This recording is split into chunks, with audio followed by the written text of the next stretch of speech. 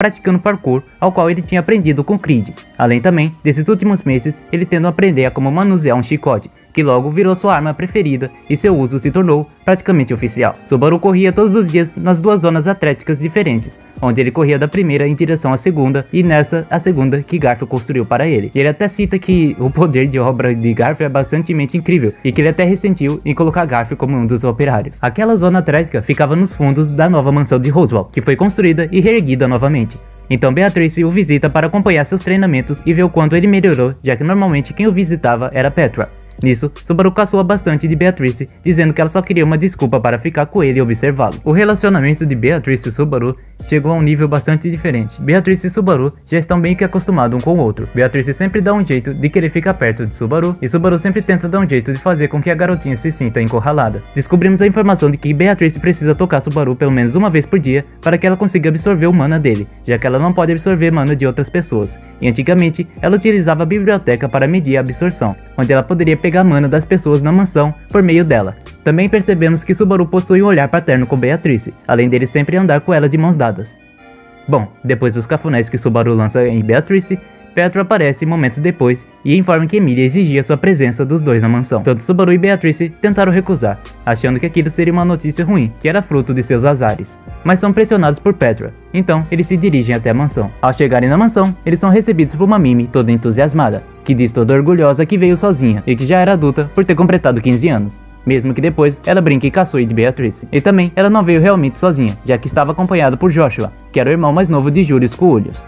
E por fim, anuncia que eles foram convidados para uma festa organizada por Anastasia. Eles começam a brincar um pouco perto do corredor da entrada, antes mesmo de entrarem na porta. Assim, Ron aparece e os repreende. Subaru então resolve se apresentar para o convidado. Geralmente, Subaru se encontra extasiado de alegria nesses últimos dias, portanto, não leva nada a sério do que Joshua fala. Até brinca com ele, dizendo que Beatrice é sua filha e que Emilia é a mãe, o que faz Emilia retrucar, dizendo que ele é bobo, já que a única coisa que eles fizeram foi se beijar e que bebês não são feitos assim realmente. Ah, ela cita que estudou bastante. Joshua se impressiona ao saber que Subaru também era um cavaleiro espiritual, assim como seu irmão. Eles então descobrem que a festa aconteceria na cidade de Priestila, que fica na fronteira entre Lugnica e Kararag. Subaru se pergunta se eles deveriam ir, mas no fim é convencido por Joshua, que menciona que Anastasia o havia pedido para contatá-lo e que eles encontrariam uma pedra mágica extremamente pura que podia abrigar o espírito Puck dentro dela. Mais tarde naquela noite, Subaru pergunta sobre Priestella para Emilia e desconfia das ações de Anastasia.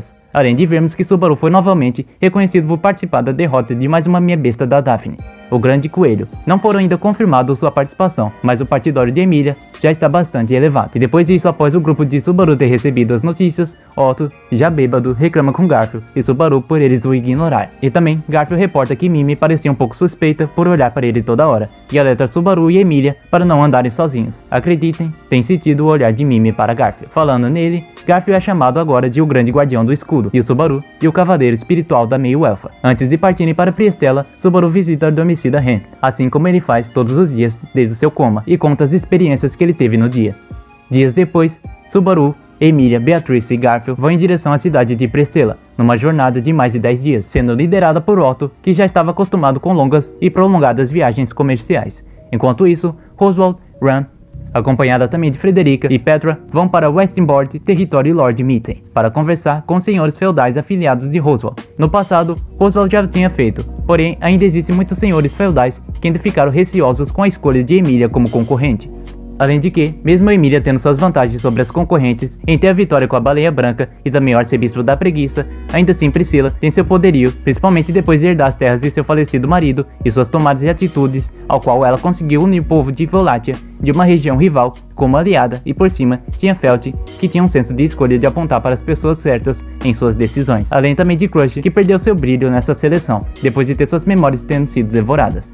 Ao chegarem na cidade 12 dias depois, eles se impressionam com a bela cidade, a mesma também em que o comerciante Roshin viveu há 400 anos atrás. Roshin foi um grande exemplo de comerciante e foi único também, e conquistou várias coisas, além de várias terras e várias posses. Depois dessas informações, o grupo vai em direção à pousada Water Plumage e são recepcionados por Anastasia, enquanto Otto fica encarregado de levar os dragões de terra para o estábulo.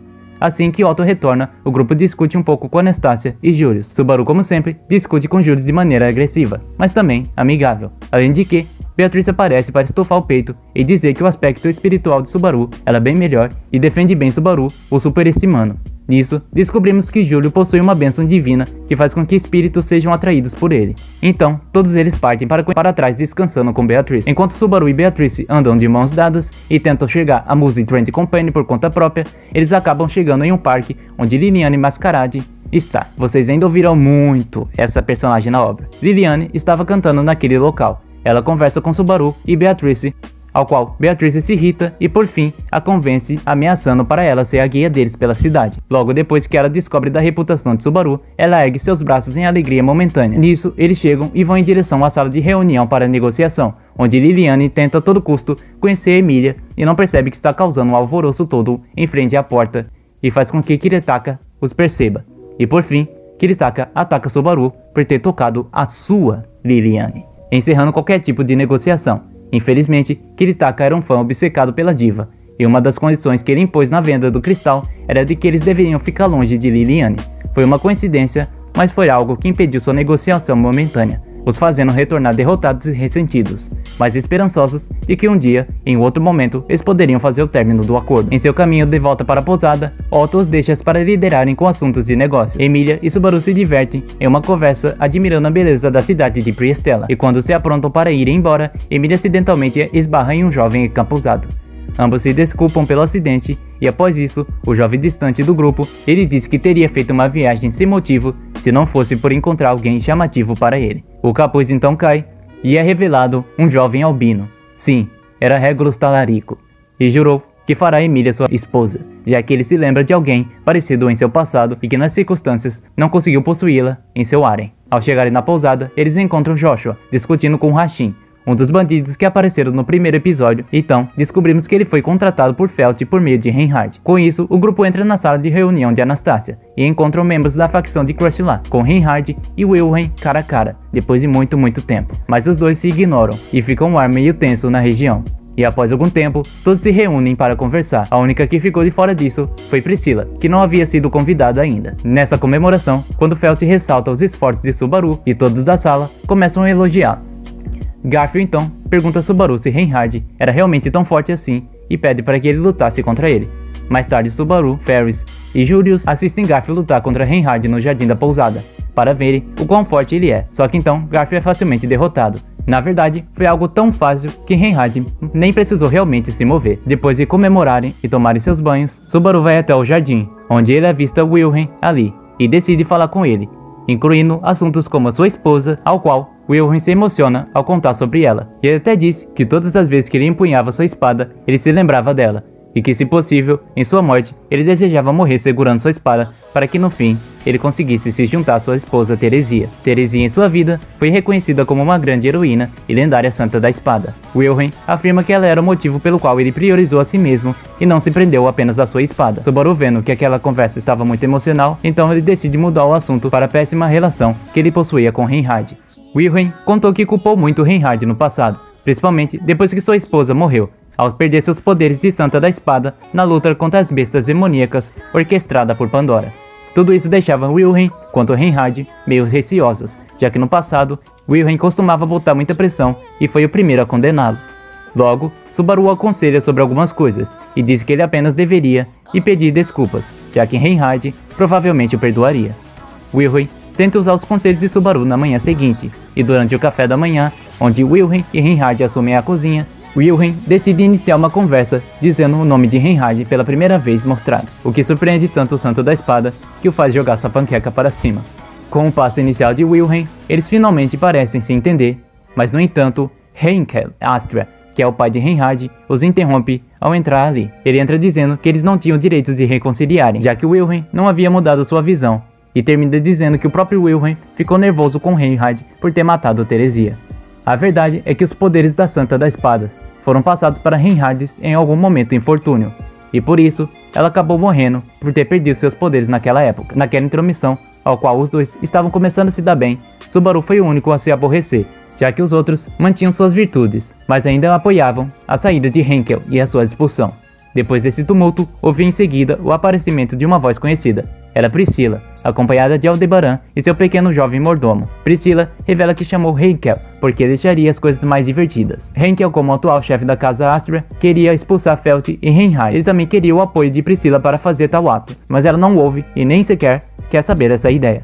Na verdade, ela o acha irritante depois disso. Claro, depois disso, Priscila derruba e pede para Scrooge, seu jovem serviçal, para tirar Henkel da sala. Assim, todas as candidatas se reúnem finalmente. Naquela mesma noite, Julius agradece Subaru por ser imprudente e levantar a voz por todo mundo, já que eles eram rígidos demais com seu dever de cavalheirismo.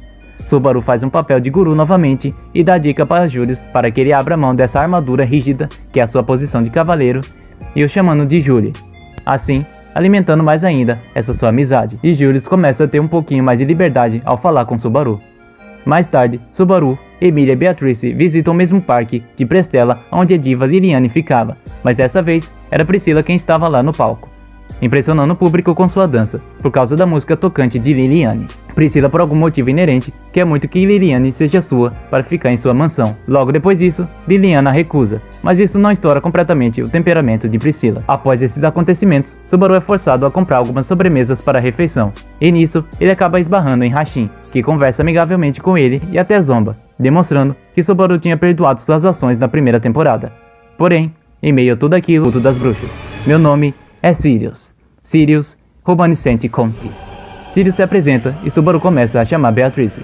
Porém, ao ver a precaução de Sirius com os possíveis ataques e por ela se desculpar ao aborrecer as pessoas, Subaru imaginou que de alguma forma poderia dialogar com ela, e em vez de atacá-la diretamente, e parou de chamar Beatrice depois disso. Em um ponto das desculpas, das ladainhas e dos bons modos de Sirius, ela traz Luzbel Callard, explicando que ele foi um voluntário para ser prisioneiro para proteger sua amiga de infância Tina, a qual Sirius queria usar para manifestar seu amor. O público começa a ficar extasiado, elogia sua coragem e faz com que Sirius ficasse orgulhosa por existir amor naquele local. Por fim, Sirius, terminando seu discurso sobre o amor, joga o menino de cima daquela torre. Todos então começam a aplaudir. Todos se comovem e todos se alegram, enquanto o menino chorava caindo em direção ao solo.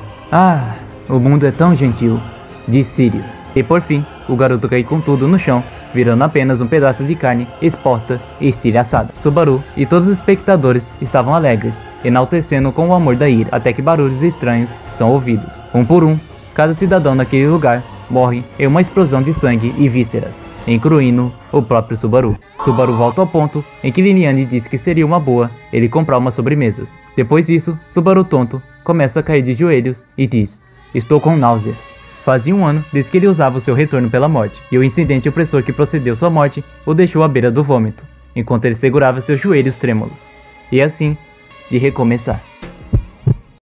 Por fim, pessoal, a parte 2 vai ficando por aqui mesmo, pois deixarei os próximos capítulos para serem trazidos na parte 3. E acreditem, vai ter muitas informações e muitos devaneios. Portanto, aguardem para verem como será a derrota de Sirius e a estreia do Talarico Regulus. É isso, desejo que vocês considerem se inscrever no canal ou assinar o Seja Membro para obterem emojis personalizados. E também os convido para adentrarem no meu servidor do Discord.